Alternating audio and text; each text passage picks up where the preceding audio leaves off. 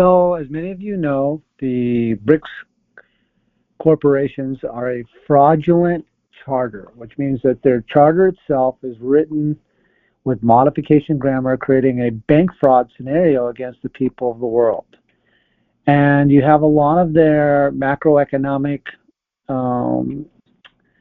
bankster-gangster publicists giving closure about the new BRICS system, trying to scare the citizens of the former United States of America, as well as the citizens of the world, to this concept that BRICS is a valid banking system. The BRICS banking system itself is going to base their monetary policies off of weight, the weight of their tangible commodities. Thankfully, in the year 2004, I syntaxed the International Bureau of Weights and Measures as an adjective pronoun, adverb, verb, conjunction, verb scenario, making weight a verb. There's no such thing as a verb weight. So the BRICS corporation itself is basing its energy for value on a fraud, because there's no such thing as a verb weight. And they are all in compliance with the verb system that the charter was found to be false and misleading in violation of Title 18, 1001 for fictitious grammar, creating a bank fraud scenario for planet Earth if anybody were to articulate the value of what it took to create weight. So what I did is rewrote the construct to take grams to pounds and pounds to fruition of both ad var and what we call it var, the fiction calls it ad var weight, and troy ounce weight, which is a finite position to claim what mass weighs. And so the mass in that particular case for BRICS would be gold. Unfortunately, the standard that they're using is fraudulent. So that's going to create a bank fraud scenario against planet Earth. So the BRICS companies and the corporations and those countries joining are all doing it under false positions, because the function for weight, how they're going to claim their value, doesn't exist anymore. Therefore, creating a fraudulent system against the citizens of the world. And today we're going to listen to one of the finest minds who just quite wasn't smart enough to figure out what was going on in 1999 from the U.S. Pentagon. He's going to be pontificating about the trap and how the former United States is in a function of lose-lose situation. So these are the BRICS is a fraudulent system, and we're going to dissect what's being said here by these or by one or two people here that are talking about how, you know, everybody's in trouble, but that's not the case. So hopefully the rest of today will give you kind of a background on what is not going on versus what can go on in your lives as a claimant with a claim of the life. There's an analyst who's brilliant. I read his stuff all the time. I'm like, man, you're so smart, and I just really follow him very, very closely and give him a lot of credit. But he came out a few days ago, maybe a week, and said he'd heard about this, and he was kind of dismissing. He said, you can't have a currency union without a common fiscal policy. And I said, I don't want to mention his name, but I said, have you not heard of the euro? I mean, there is no common fiscal policy in Europe. Don't tell me that Italy has the same fiscal policy as the Netherlands, or that Germany has the same fiscal policy as Greece. They don't. They do have a central bank that issues the currency. It has a little bit of gold, but not a lot relative to the size of the economy. But there's no common fiscal policy, and there's no common bond market. To this day, there's no such thing as a bond, I'll call it a euro bond, backed by the full faith and credit of the entire European monetary zone. It doesn't exist. You can buy. The 180 direction opposite of this is actually having facts as facts with your grammar to articulate what value is, what the fee for the freight is, what the measurement of that space or that matter is, mass. And these are the things that when you look at the construct of banking, the banking gets its authorization from the central post office, but the central post offices of the world, or the Universal Postage Union in particular, they authorize the International Bureau of Weights and Measures, adverb verb. So this is a world of fiction. So these people are talking about fiction. So what I did is I set up a common fiscal policy based upon using the old style of Sumerian, which the Egyptians copied under the macroeconomics of 5 plus 5 equals 9. And the mathematics between 5 plus 5 equals 9 is two matters can't come to rest in the same place at the same time, for it's very difficult to be in two places at the same time. It's not impossible, but then you have to have the material matter to back it. So when it comes to the macroeconomics of a fiscal policy, we have what's called a flat rate, which is based on the macroeconomics of the price of cost of flour, bringing flour and bread to the grocery market to feed the families or feed yourselves.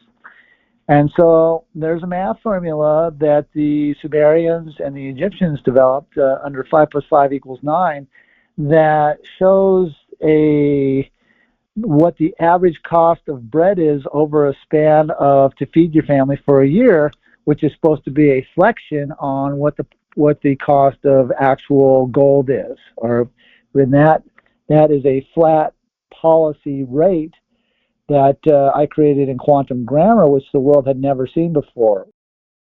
Your common fiscal policy will also be your rule 1 and rule equal. It will be your articles. There's much more to it than just the mathematical formulas of why the postage stamp has values, but it also has to do with your accountability to be in the quantum system as well. So obviously these people are missing the boat and all that because they either know the mechanics, which some of these general people do, know me quite well, or they're hiding it so that the general public gets deceived into more lies to continue a lie on to planet Earth. So on to the next one. Things I mentioned. That's a big enough block. You're defining it by weight, so the market goes where the dollar gold market goes where it goes, but you don't really have to worry about it because you're anchored to weight. But here's the twist I like. So let's say, and this is how it's going to play out. Now you're in the United States. You're like, looks like I've been painted into a corner. Cancel clear. What can I do? Well, one of the things you could do, I've told the Treasury this for years, they don't listen. I mean, they invite me in, but they don't listen. One of the things you could do is buy gold. But what happens when the United States buys gold? The dollar price of gold goes up, and the brick gets stronger, and the dollar gets weaker. Checkmate. In other words, the U.S. is now in a box where you can't even get out of it by buying gold because you're going to weaken your own currency relative to gold in the process, and the BRICS are just going to sit there and not lift a finger. So the quantum system, as you know, gets its authorization from the quantum postal system. And the quantum postal system authorizes stamps, which are the fee for freight, which are now backed by weight of hard commodity. The U.S. dollar is irrelevant because the United States ceased to exist in the year 1999. However, it wasn't until the year 2018 when I went toe-to-toe with the Board of Governors for the Federal Reserve in Washington, D.C., ordering the Federal Reserve open for the quantum system on the winter solstice, December 21st of 2018, that the Federal Reserve and the U.S. dollar lost its authorization to be in the now space. So this gentleman talking here is definitely lost in time and space because he's making a presumption that the U.S. dollar has a significance anywhere in the world. In the year 2000, I was elected by the shareholders of the quantum postal system to be the treasurer of the country. And on January 15th of 2002, I met with the head of U.S. Secret Service on the 4th floor of the U.S. Treasury, and he told me that I was the actual treasurer of the country, but it was his job and the federal government's job to make sure nobody ever found that out.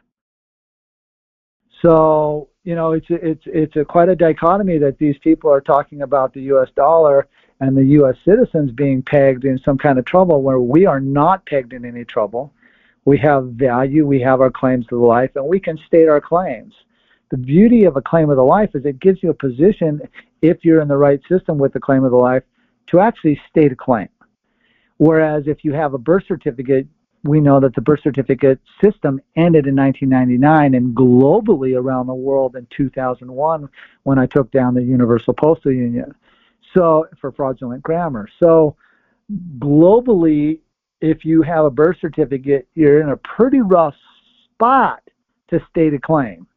And they're counting on that for the BRICS companies and the BRICS corporations to have masses of slaves that if they can make it through their genocide of vaccines and all the death agendas that they have coming at them, they're counting on those masses to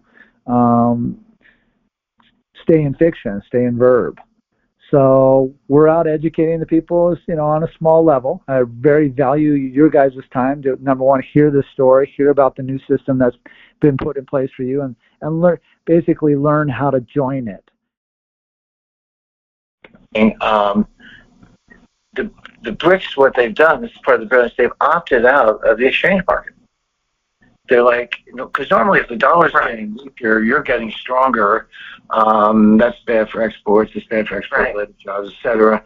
You know, and it's currency wars. That was my first book, Currency Wars. But they've, by defining their currency by weight of gold, not dollar amount, but by weight of gold, they're out of the foreign exchange market. Yeah, so they can just sit back and watch the show. So once again, the clearinghouses for the financial system for the U.S. dollar and the rating system, in 2010, I was involved with a function with a bad group of people called the Committee of 300. And the Committee of 300 gave me all their bank accounts and wanted me to rewrite them in quantum grammar so they could use the quantum fact to control their assets and control their values to rule the world. Of course, I refused to do that. However, they gave me the technology and gave me the information for rewriting the construct, which I had designed a little bit on in 2001 with the takeout of the Universal Postal Union under the tariffs, quays, and ports of what moves cargo through ports.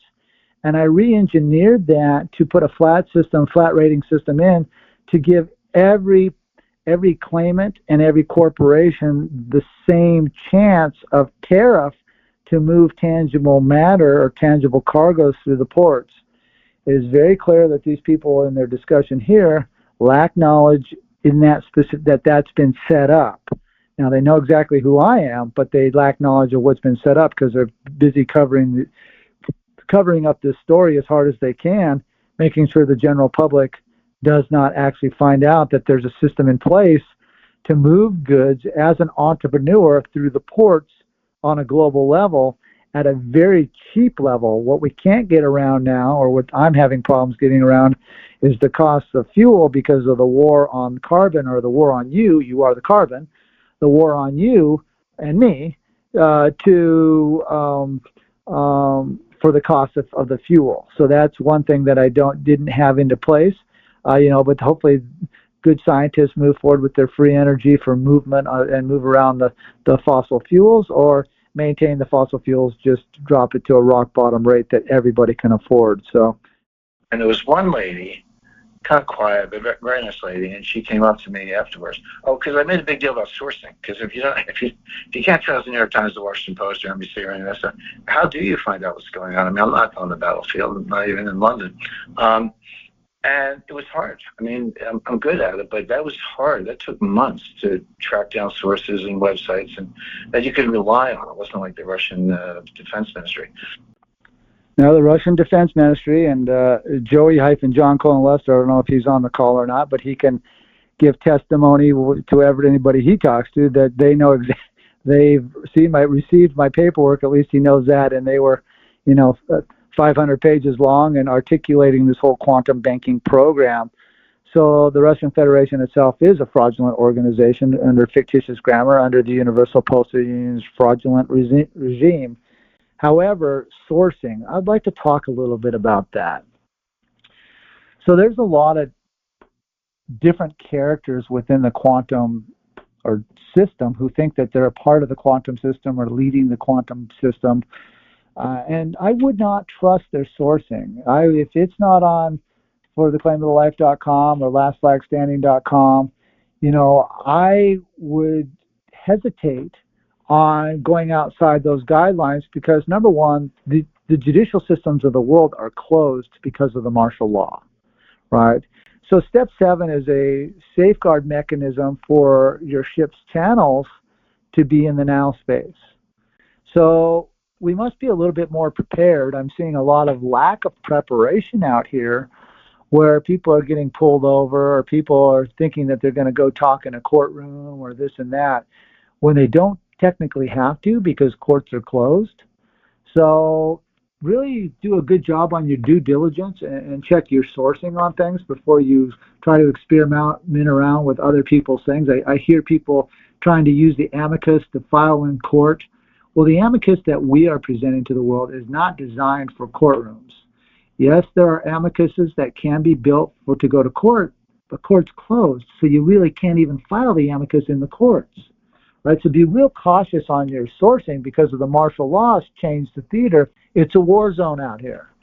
So moving into neutrality and nailing neutrality through your ship's channels, through your ship's papers as a sovereign neutral postmaster claimant gives you a position for neutrality. And that's what we have right now is being in a neutral claimant in a theater of war and chaos of false and misleading characters, just like the people we've heard on this conversation talking about how BRICS is this and BRICS is that, and they're going to use weight as a verb and this and that. There's no such thing as weight as a verb.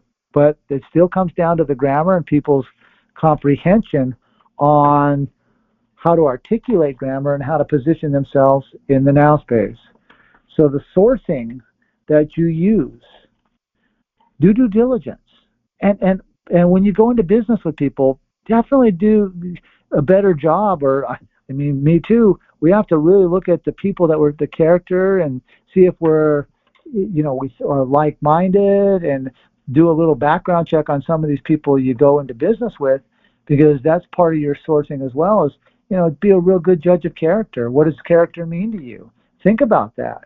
And always, before you do any transaction, and I tell people, handle the game ball, which means, would you do the business transaction, the same business transaction that you're doing now, if you had deep pockets?